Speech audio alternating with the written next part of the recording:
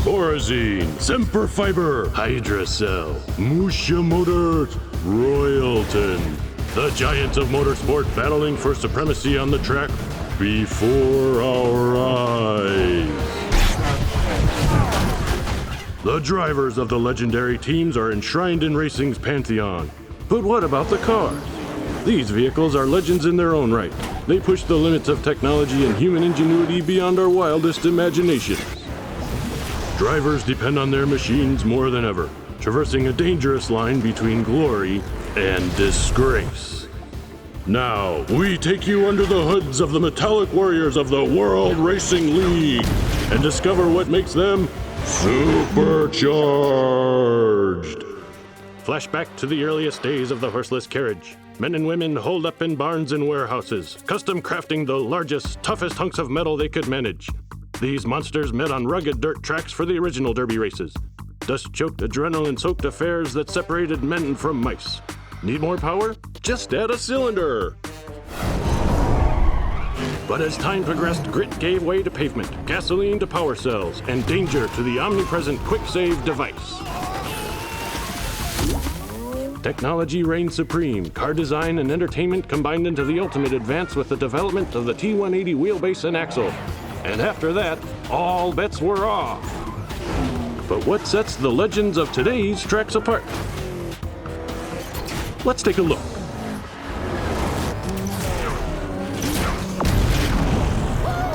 The Togokan brand, mark of quality for generations. Their flagship vehicle, driven by family scion Teijo Togokan, took the city to city 2 years running. What did he need under the hood to do it? First up, buried deep in the block, a secret weapon, Togokan's proprietary thermionic reciprocator. And underneath her smooth outer shell lies a fire-breathing dragon of an engine, the TM971.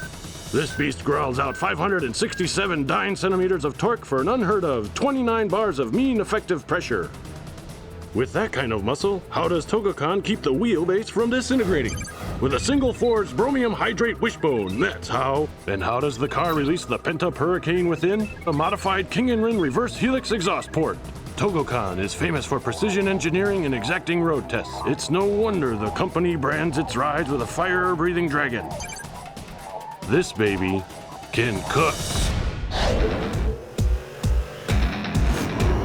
Écran établissement, or E-squared, a benchmark of refinement and sophistication on the track since the first Grand Prix. But don't break out the fine china yet, folks, because their top dog, Grey Ghost, is coming at you in a veritable tank of a ride. The Ghost car is chock-a-block with high-tech features, but none are greater than her state-of-the-art pulse detonation engine, the first of its kind on the road. But if the Ghost has anything to do with it, this unit will power his 26-cylinder Karasu Goi hot block straight into the record books. Look at the curves on that baby. Grey Ghost also rolls on LAF twice-folded amber axles with Fibertronic Cyberg bearings. And in the rear, the world's first negative displacement undercharger turns everyday oxygen into liquid fire. The stress skin brushed metal paint job keeps the car camouflaged until it's too late. The Grey Ghost has already passed you by. Next stop, the winner's circle. Today's T180s are equipped to withstand any conditions you can throw at them. And trust me, track designers stay up late trying to test Carcatex every step of the way. Cosmopolis' oldest standing track, Thunderhead, may look like an antique, but it takes a real driver to stand up to its twists and turns. Built on the outskirts of town, the track was one of the last designed by driving legend Velocity DeWitt. Dreadnought Jump is over 30 meters and has spelled DNF for more than a few aspiring speed demons. The track is 100% forged steel, which presents a slippery situation for drivers, especially when they hit Thunderhead's infamous dog bowls. The course record has been held for years by late fan favorite Rex Racer, but his little brother Speed has been knocking at his door lately. A relative newcomer to the game, Flying Fox's Freight brings a zippy little ride to the equation. Flying Foxes uses the factory-standard Okamoto Roadster VXX component core body with a tapered Kigoi monocoque. Underneath her skin, though, she's all custom. Let's start with Flying Fox's jump jacks. With over 75 patented components, these reverse helix decompensators offer up twice the vertical thrust of a classic no-sock jack. And what rally car would be complete without a rogue's gallery of assistive modifications? Flying Foxes uses a telescoping carbon fiber Christmas tree chop bit with a reticulating U-joint. Ouch! And the unique paint job has a way of catching opposing drivers' eyes. But beware. What would racing be without characters? While some gun for glory day in, day out, many teams are content to play their part in the pack. Spoilers, background players, draft funnelers, and elbow men. They may not bring home the gold, but they certainly add color to the circuit. Razorback Industries brings us perennial also-ran Pitter Pat, but they get an A for effort for this porcine beauty. Pitter Pat can be seen day in, day out at Thunderhead, toiling for a spot in the standings. The company might be pros when it comes to removing unsightly hair growth, but don't count on this piggy wiggy to shave any seconds off the scoreboard. She's factory standard, stem to stern. Oh well, there's always action figures and toy cars, Pat. And speaking of toy cars, what's perennial contender Nitro doing in a jacked-up Mutafed with dual decompensators? His sponsor, Ekpyrosis, has done their best to gussy this beast up as a fire-breathing monster, and she cuts a terrifying figure for the kids. But what can this car do when the rubber hits the road? Nitro phones it in with a retracting master cylinder and stressed skin caliper pistons. Ekpyrosis must be living in a parallel universe if they think they'll ever see their driver on the podium.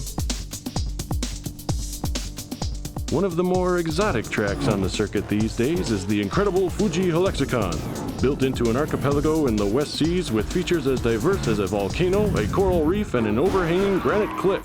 The race departs from Fuji's capital Mana City rather leisurely, but if a driver doesn't get up enough speed, they'll find themselves belly up in the first turn of the fearsome Corkscrew Pass. And keep that pedal to the metal, friend, because Fuji's track boasts inclines of 90 degrees and more. Couple that with 2 fearsome jumps and you've got one of the most challenging tracks out there. Boy, does this one separate the champions from the wannabe. Next up, Turbine Pioneers Hydrocell and their premier driver, the colorful Snake Oiler. Snake's ride combines a sense of entertainment with the lethal cunning of a cobra. What's this in the trunk? Is it a Venom drive shaft, as Snake claims? Or a good old-fashioned Genesis 420 oil slickerator masquerading as an engine part? And there's no disguising this medieval contraption. The Snake-a-Pult flings Oiler's deadly pets into unassuming competitors' cockpits with serpentine accuracy. Don't let the sinister yellow-eyed headlights fool you, folks. This car is no toy. Rolling shroud intakes, articulated python grip tires, nanometric valve springs, and a shuttable snake scale wrap make Hydrocell a perennial player in any race. Semper Fiber made its name in cutting-edge digestive aids. Their motto, first in, last out, has won over consumers of all ages. But their army of drivers has failed to post a single W in the standings. Could it be the plain Jane cars they supply their soldiers with? Underneath the camouflage exterior is a standard Kawarimono chassis. Boring. And what's this? Uh-oh. I think Semper Fi has installed an articulating scissorator. And this titanium chopper ain't for hedge clipping, folks. And under the hood, another illegal mod, a Bobay R124 plasma cannon, or goo gun in technical terms. It all leads this narrator to believe that perhaps Semper Fiber isn't in it to win it. 45 straight DNFs for the SF crew tell the story better. This army is nothing but cutthroats, jackals, and thugs. Look out!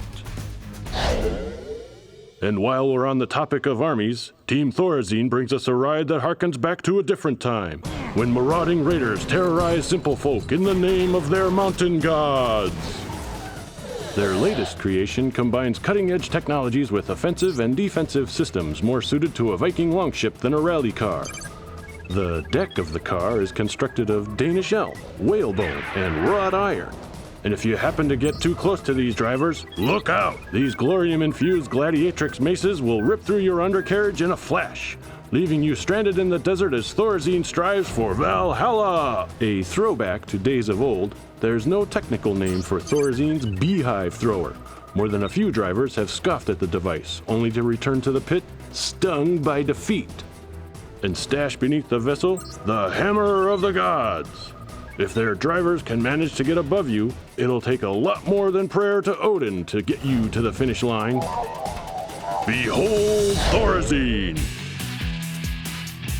No track is more majestic or feared than the granddaddy of them all, the legendary Grand Prix Coliseum in downtown Cosmopolis. The track is tweaked every year to keep ahead of evolving technologies, and it shows. Ask two-time Grand Prix winner and three-time world champion Jack Cannonball Taylor how easy it was to win the race once, let alone twice. The track uses advanced resin to support the cars in near impossible positions, one which this narrator could have scarcely imagined even a few years ago. Even roller coasters don't thrill this hard, folks. This is a whole other ballgame. But that's what fans of the WRL have come to expect from their drivers. Little is officially known about Racer X, but when the masked vigilante recently modified his classic Shooting Star Roadster for T180 competition, our crew reverse engineered the car for an exclusive analysis. Here's what we found. Racer X drives a car unlike any other, probably built in conjunction with the tight-lipped CIB and his companion, the brilliant chemist and theoretical physicist Minx. The Shooting Star employs a next-gen Godelian survival cell grafted to an N-Cooler DX porting sequencer, oh my! And where opponents go for bulk, Racer X prefers a stripped-down approach. Every part down to the lug screws is composite core, light as a feather. And forget cumbersome mufflers, this baby is loud and proud. The Dragster Drive computer doesn't waste time regulating and distributing, it just pushes the Apache block to an MPS unachievable in a heavier ride. The interoptic analysis metering puts the wheels in direct contact with an optimized fuel cell multiplexer. Or at least that's what we think it is. Royalton Industries, titan of the sport and creator of some of the most revolutionary automotive concepts since the wheel. Their crown jewel, the most technologically advanced car ever built, the fearsome GRX. Royalton has designed this sinister beauty from the ground up. And it all begins with the Royalton Industries interpositive transponder. Cast of materials mined from the lunar surface, the longitudinally mounted transponder renders positive displacement superchargers obsolete. The wheel wells feature a totally redesigned joint system you'd be better off calling T360. Jiangxi exhaust billows independently recycle excess thermal energy, which, when combined with 24 ground effect channels carved into a single forged body system, puts a car on the road that might be better suited for space travel. Welcome to the engine of the future! Nothing could be further from the silicon precision of the GRX than a car built entirely by hand, by a carchitect and team synonymous with independence. That's Pops Racer and his family unit, Racer Motors, and their staple thoroughbred, the Mach 5. The Mach's curvilinear body is legendary in racing circles, at once a classic and a form of the future. His jump jacks are controlled with independent exothermic gearing linked to a system of buttons on the steering wheel. These servos also control the car's defensive features, like a reticulating jousting dish for unsavory chop saws. Titanium saw blades mounted beneath the car's trident broom buzz through anything in the Mach's way. And bulletproof hydrodynamic cockpit glass is accessible in case of rough weather or rough competition. Grind-lock tire crampons enable the car to climb inclines of up to 110 degrees. The whole package is a classic, folks. Who needs computers when every camshaft and load-bearing element is hand-tooled, custom-molded and slathered in wholesome goodness? The Mach 5 is an icon, tearing up the road and destined for greatness. The Mach has the whole package, but its traditional wheelbase disqualifies it from the T180 tracks that have come to dominate the circuit. And that leaves the crown jewel of custom cars, the latest addition to the Racer Motors' long list of amazing hand-built rides, the Mach 6. Rumor has it the family blasted this car out in a mind-boggling 32 hours, concept to car. How did they do it? What did they put in it?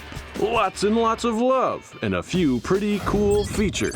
First up and most important, transponder or PDE. For Pops Racer, neither.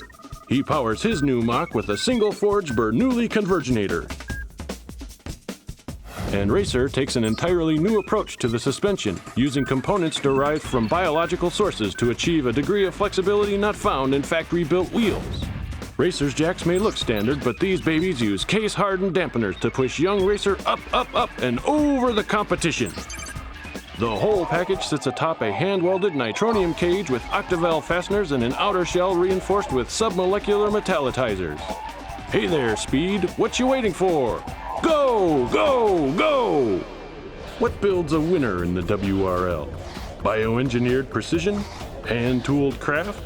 Ingenuity, elbow grease, or all of the above?